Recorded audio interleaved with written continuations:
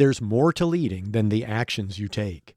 Otto Scharmer realized really listening to others and to yourself helps you lead better and sense the emerging future. That's the starting point for his Theory U. Otto explains more in this episode. Our new innovative executive solutions service can help you too by providing fractional executives familiar with this and other frameworks with the flexibility to meet your needs, part or full-time, short or long-term. Build your leadership advantage with innovative executive solutions. Contact us today for a free 30-minute consultation at www.bit.ly/executive solutions. That's bit.ly/E executive, S solutions. Now, learn more about Theory U with Otto Scharmer.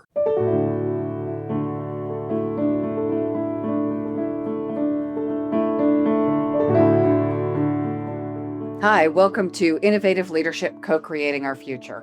I'm your host, Maureen Metcalf. I'm the founder and CEO of the Innovative Leadership Institute and a fellow with the International Leadership Association. This podcast is part of a series hosted in conjunction with the International Leadership Association.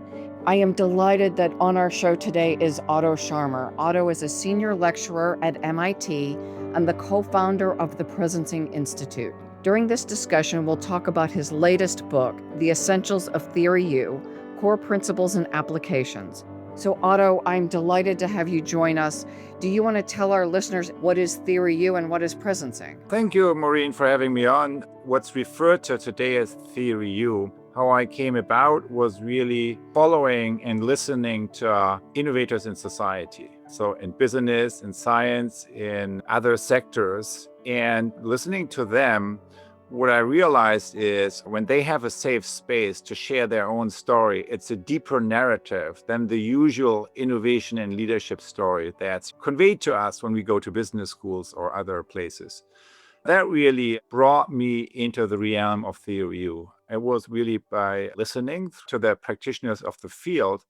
I remember one situation in the early years. So once I developed the framework a little bit, I went around to places across sectors and across countries and cultures and, showed up, shared a little bit the findings, and then basically listened to people, what stories they had in terms of this deeper territory of leadership. I remember there was one day I did one of these sessions in Vienna. So there was one very experienced practitioner who was sitting there and who was really quiet the whole time. So he didn't participate in the conversation. So I had no idea what he thought. So when everything was done and over with, I went up to him and said, "Hey, so what do you think?" And then he went quiet for a moment, almost as if he was moved by the conversation. He said, "Well, it wasn't that everything you said was radically new to me. I just didn't know that I know. I just didn't know that I know." So that is, for me, being an action researcher, the highest currency possible. That's the highest compliment. What I try to do is not come up with fancy new concepts that creates more confusion in a moment where we are already confused to begin with. What is my highest goal, if you want, is offer perspectives or distinctions that help us to make visible what we already know in our best moments, in a moment of transformation, in a moment of creative breakthrough. And then if you have that framework, what was implicit before, you can become more aware, and therefore you can use and leverage your own best experiences that you have as a leader more intentionally and more consciously going forward. The whole thing really came together through listening. One of the things I love is that you have practical processes and approaches, that it's not just something I read in a book and say, "Oh, wasn't that nice?" but I can actually take action based on it. That's true. Theory U is really two things. It's a framework that offers a new perspective on leadership and on transformational change from a systems perspective. And the other one is it's a method. It's like, how? Okay, so now I know the different layers or states of awareness that a system can operate from, but how do I move from one to the others? As leaders, of course, that's ultimate the question. And as change makers, that's ultimate the question we all are wrestling with. That's actually the main part, because the framework was already there. Pretty much, it keeps evolving, but pretty much in the first stage. But then where the main effort is going is refining methods and tools that allow you to operate from a different place. Can you walk people through a little bit of what is this method and what gap does it fill that others have not yet addressed? Okay. So let's start with just one data point, which was really instrumental for me in investigating and exploring this deeper territory of leadership. So, in the early interviews that I did, that I already mentioned, one of my interviewees was the late CEO of Hanover Insurance, Bill O'Brien. He went through his experience of leading transformational change, the episodes that were successful and those that were less. And then reflecting on all his experiences, his personal experience in leading transformational change with this line. He said, the success of an intervention depends on the interior condition of the intervener. So, in other words, the success of what I do not only depends on what I do and how I do it, the process that I use, but depends on the inner place from that I operate. But what do we know about this inner place, the source dimension of what leaders do? And so that was one of my points where I woke up. And another wake up point that I had is because I'm an action researcher, I helped a lot of leaders and change makers progressing with their initiatives for many years. One of the things I have been constantly coming across is this, and I'm sure it will resonate with many of the listeners here, which is the kind of changes that most people find themselves confronted with in these days is by and large challenges of disruption is one thing, right? But then what we got from the traditional change management and management tools is another thing. And between those two things is basically a gap, an abyss, right? And that's where you are as a leader. So, in other words, there's a real misfit between the traditional toolkit of change management on the one hand and the real challenges of disruption we face on the other hand. And I was always interested in how we can operate in the context of such an abyss.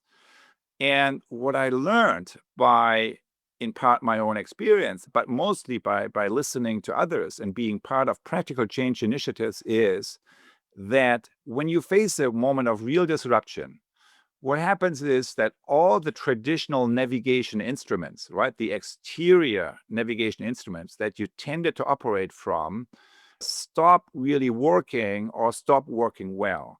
And then what you are left with is your inner knowing, right? Is your capacity to sense, to connect with emerging future possibilities. Disruption basically means the future is going to be different from the past.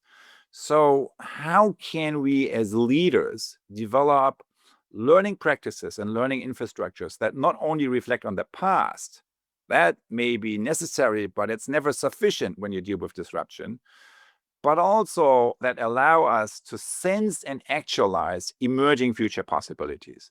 And that's really what Theory U does. And the main point about Theory U is that to do that, you need to rely on not only the knowing of your head, but also the knowing of your heart and the knowing of your hands, which is the learning by doing. So, in other words, when you deal with disruption and the only intelligence you rely on is the one that resides above your neck, that's a problem because our open mind is brilliant, IQ is brilliant, but it's only looking one direction, which tends to be the past. If you want to connect with emerging future possibilities, you need to develop your sensing capacities. You need to get out of your own bubble. You need to put yourself into the places of most potential. And you really need to engage in deep listening and deep dialogue and really using your feelings, not as traditional emotions where you just react inward, but as organs of perception, where you sense into how other communities, how other people, how other stakeholders are sensing and experiencing the situation. So, empathy, compassion, and courage as core capacities that we need to practice as leaders when we deal with challenges of disruption. So, what does it take to respond to challenges of disruption?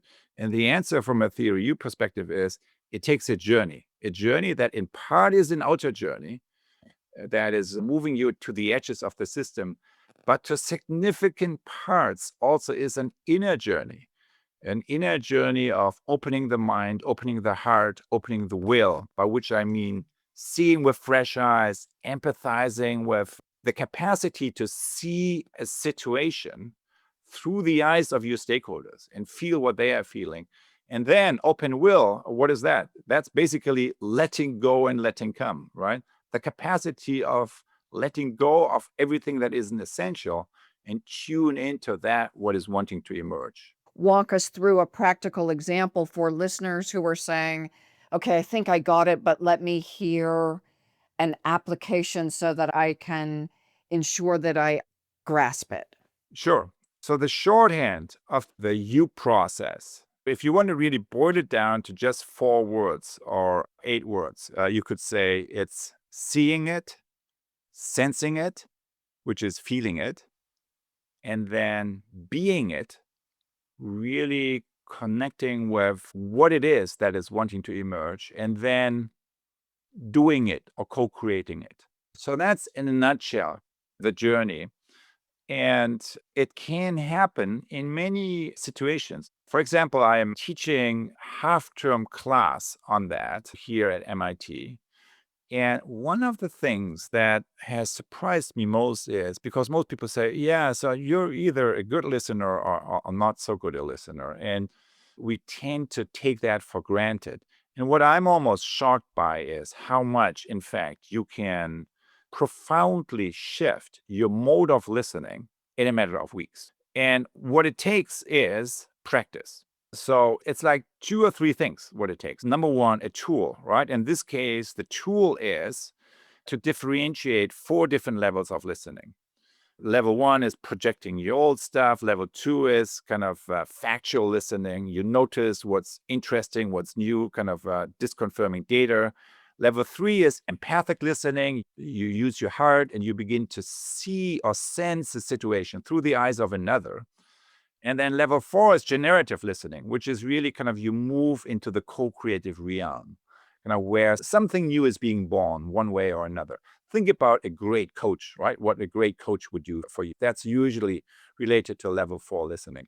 So that's the distinction part, element 1. Element 2 is that you practice that and that you review your daily levels of listening. You take just 5 minutes in the evening and you review the day by asking yourself, how many hours did I spend on level 1? Just only noticing what I already knew, right? What percentage of my time did I spend on level 2, paying attention to what's surprising, what's new? Level 3, empathic listening, sensing, seeing a situation through the eyes of another, or even level 4. So that's kind of element 2. And element 3 is that you have a small group where you can practice level 3 and 4. What's shocking to most people is how quick, how deep you can go if you just build the container condition in the right way.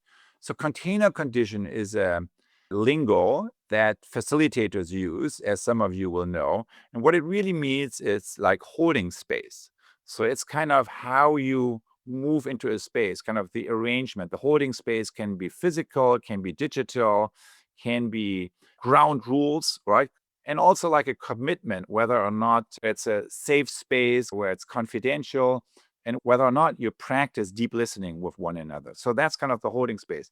If you go to the Presencing Institute website, His Clinic is the tool. So there's a tools section and it's all open source. And so that's where you have a 60-minute process that in a very reliable way, if you have 4 or 5 people to do that together with, brings you into an experience that is very reliably level 3 and 4. And you do that for a few weeks, then you're listening and the way you pay attention to the world is changing. And then you can say is significantly deepened. My listening is different and the way I pay attention is different, but that's maybe not that big a deal. But when you think about that, right, when you're listening and the way you pay attention is different, it means that your experience of the world is different. And when that is different, it basically means everything is different. So it is a profound shift that can happen in a relatively short amount of time if only you put into place this kind of enabling infrastructure that I just described to you. And that's an example of how you can apply theory U methods and tools on a level that is both leadership level, but it's also very personal because it immediately shifts the way you relate to other people.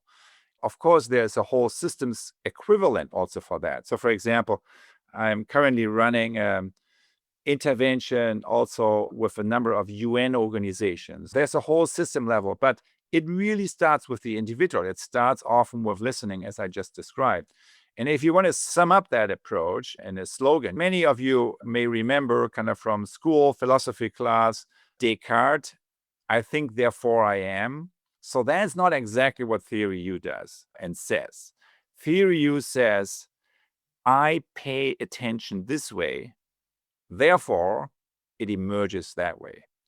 So Theory U is drawing our attention that what happens in a conversation, what happens in the world around us, what happens in a dialogue that I have with another person is a function of the quality of attention that I bring into the world, is a function of the quality of listening that I apply to a situation.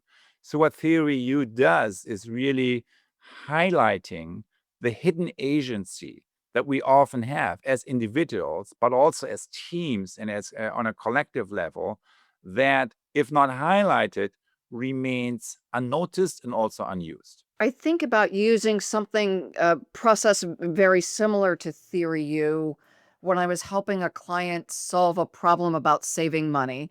It was a restaurant chain and they were trying to manage costs, as everyone does. And one of their recommendations was cutting the food allowance of employees. So at that point in time, they had unlimited meals. The proposal was cut what they could eat. And then in through this deep listening and taking the perspective of the stakeholders, what they realized was their employees are not just high school kids who go home to their parents' house, but they're heads of households. And the food they eat at work is often the only food that they'll eat during that day. And through that deeper sense of essence and looking at their values and who are we, the people running the organization in this context, they took a very different course of action. So that sense of listening in their highest values, not just from the perspective of finances, caused them to take a very different course of action. And to me, that was an example of listening more deeply and generatively emerging as the organization they wanted to be, where people chose to work there and were dedicated to the organization because of who they are collectively and who they are choosing to be going forward. No, absolutely. I think that is very applicable. And it brings to mind what often is a problem when we look at examples of leadership failure, right? Leadership failure is basically, at the root often is disconnect with reality. Leaders disconnected with reality, divorced from reality, divorced from data, and divorced from listening to data. So listening and paying attention to data, even though we may not like what the data is trying to tell us, is really at the core of all leadership. And the lack thereof is at the root of all leadership failures, particularly when you happen to operate in a moment of disruption. Otto, especially as you talk about consciousness and leaders and awareness, what is different now and what is required more from leaders now? What is changing with regard to leadership?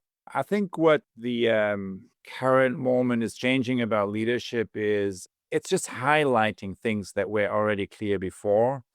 I think one is certainly that we all need to learn how to create these safe spaces where you can experience embodied forms of learning, where you can experience social resonance. So I feel how another person is feeling, and where you can connect to emerging future possibilities. How to do that online. We know it's more difficult online than being in person, but that's what we are dealt with. So I think that was one.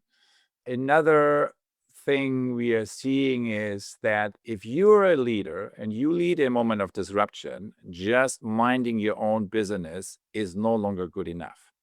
you're responsible for the well-being of your community because you are a big part of what determines the well-being in your own ecosystem. So paying attention to the bigger picture and also taking a stand in situations where maybe years back we would have said, well, that's not my business, because if the well-being of the community, the foundations of how we operate is at stake, then you need to take a stance. And if you don't take a stand, then that's a statement too, right? So if you are a leader who happen to be at the helm in a moment of disruption, part of your job is to pay attention to the larger situation and to be responsive to that.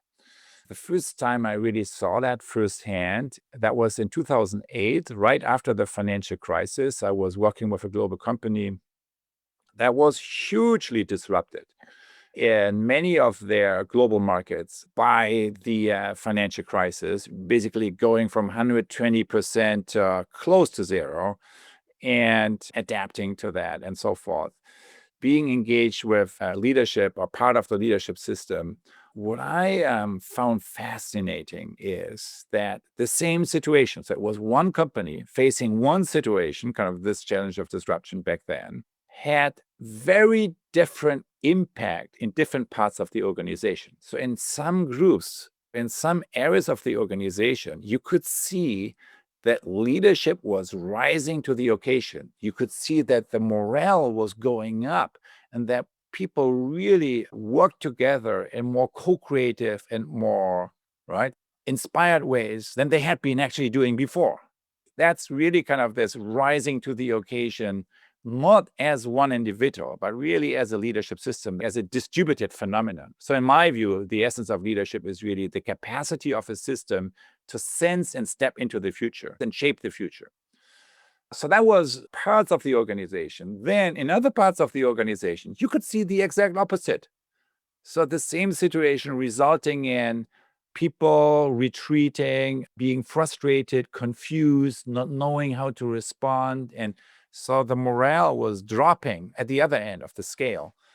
What I learned from that microcosm was that experience is not what happens to us. Experience is what we do with what happens to us. So how we respond to what happens to us, whether when I apply an open mind, an open heart, an open will, for example, in a leadership situation where no one knows what's going to happen tomorrow, am I visible to my team? Am I reaching out? Am I leaning into that situation? Or do I pull out and pull myself out of the situation, avoid the contact, the difficult contact with the front line, and then in my back office try to develop some analytical frame and so on? So it's kind of inner place that we operate from, whether we kind of lean into something or whether we move more into a freeze reaction, that has such a big impact on the reality that we create in our own organization. When you now abstract from that, so that really is an example for what matters, right, in a moment of disruption is whether you have the capacity to lean into and sense into what is wanting to happen and then go with that, or whether you're basically move into the opposite direction, whether you have a freeze reaction that is understandable, that your system is doing in order to protect you, right? Because maybe it's too much, but which then results in some of the phenomena that I just described. And then maybe the last example or thing I would like to highlight in the situation we are in is that leaders, I believe, need to create a holding space.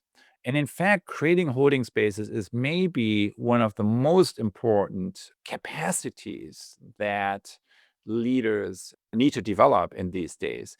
And here's the data point and the example. When COVID hit in March 2020, at the Presencing Institute, we created a rapid response that we called GAIA as an acronym for Global Activation of Intention and Action. And it was basically something very simple. We said, look, every other week we'll come together here. We'll have like a 90-minute session and you're invited to just lean into the current moment. That's all we do, right? We use mindfulness practices. We use social art practices. We used dialogue. We put people in small groups, and we invited them to basically connect not only with the outer story, what happens to them, but linking that with their own inner resonances and questions they have in the current situation. And we did that over 3 months, basically, like 13 weeks, I think, altogether. We had 13,000 people participating, 7,000 of which really came regularly, and then, some people dropping in and out. And we had a very significant number, I think it was over a third, talking about life-changing experiences, particularly in regard to the holding space, kind of to realizing that what they thought was just their own personal private experience was shared by so many other people around the world. And that was really an eye-opener to me, because we really didn't take people through a very elaborate journey there, right? There was a little bit of that, but it was mainly creating a holding space that would allow them to connect to each other. And yet it was transformative to thousands of them. So at least a third. So that's, I think, an example for this holding space, right? Which almost looks like nothing. Most people don't even notice what a good holding space is, but we all know what a holding space is when it's not there, right? What a bad holding space is. So people are frustrated, confused, low commitment of energy, or the people dropping in and out, and there's no shared energy, there's no shared attention, there's no sense of co-creativity, there's no sense of agency. Also, all of that, in my view, is a function of the holding space. So to sum that up, I would say from a theory U perspective, the quality of results that we see in a business, that we see in an organization, is a function of the quality of relationships among the people who operate in that system. And the quality of relationships among people is a function of the holding space that we put into place. That's why this holding space, the container conditions, the inner and the outer conditions that we bring in as leaders are so critical. And that would be the last thing I say the 2020 moment has taught us in terms of leadership. What I was taught in traditional leadership is it's more about what I do, not who I am.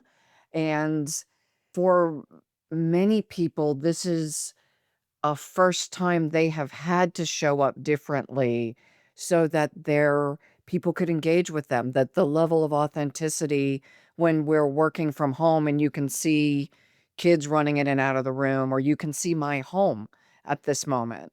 And that's just the concrete reality. It doesn't talk about my hopes and fears and my dreams for the future and my values. The emotions that were, when I started working, seen as unprofessional to share. At this point in time, that sense of who I am and what I bring to the container also really matters. That was, in fact, kind of the main theme that came up in these Gaia gatherings, right? It's almost as if you create a certain atmosphere, and of course, as a leader, kind of how you show up, right? So the examples that you share, and also the frameworks that you introduce, give permission or not. And I'm quite aware that part of the impact that Theory U has had is that it is a framework that gives permission to both the outer and the inner reality, that is applying science and observation both to the outer data but also to the inner data, which are our feelings. I remember my mentor here at MIT saying, everything that you experience in a situation is data. Everything you do in terms of diagnostics is an intervention, right? Everything you do is an intervention, and everything you experience, right? All your feelings and all your senses is data about the situation. And I think when we talk in leadership about refined practitioner development, it is about reading these subtle data with more skill, right? Paying attention to them with more skill. And when you create a container that gives permission to bring the interior dimension of leadership into a situation, it is a game changer, right? Because it allows a whole other level of creativity and co-creativity to come in that you do not get when you just refer to external data.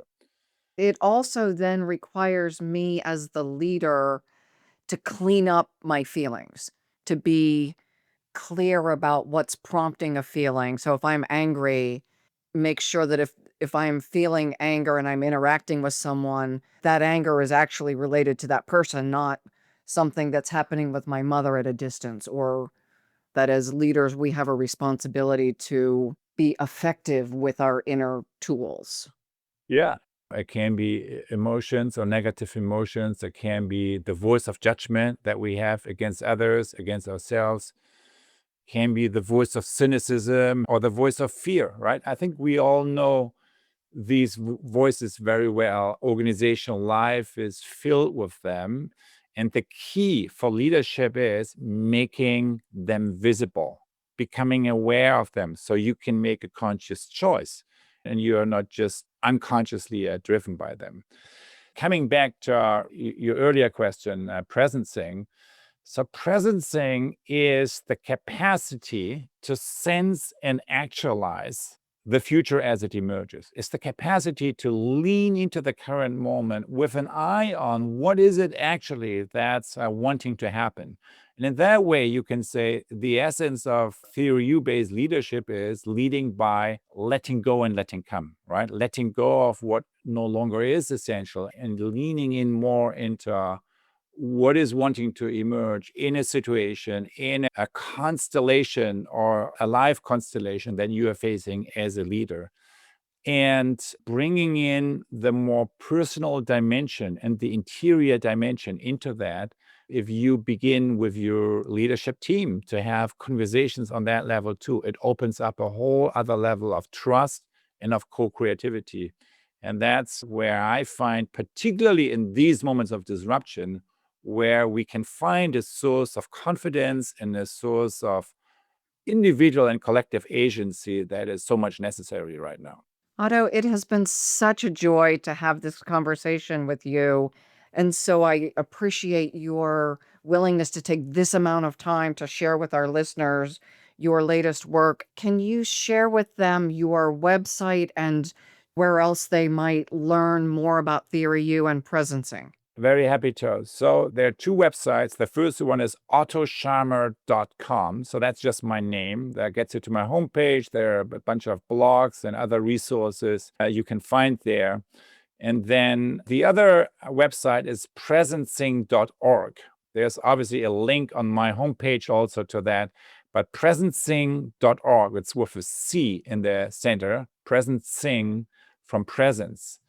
.org is institute that is developing the methods and tools. If you go to the resource section there, you find a whole bunch of methods and tools in other ways of capacity building opportunities, including the U Academy. So you find that there, and including on the free online offerings through edX, kind of the ULab offering, which really has open access to the whole foundational set of methods and tools. So that would be the ULab class on the edX learning platform. So those are the two main ones. Thank you. Thank you for sharing time with us, sharing your wisdom with our listeners, and for the brilliant work you continue to do in the world. Thank you so very much, Maureen, having me on. And what I forgot is, if there's one book, I would suggest go directly to the Essentials book because it's shorter, it's more accessible. That's probably the best short entry. Cool. Thank you. Thank you. We'll talk to you again, I hope.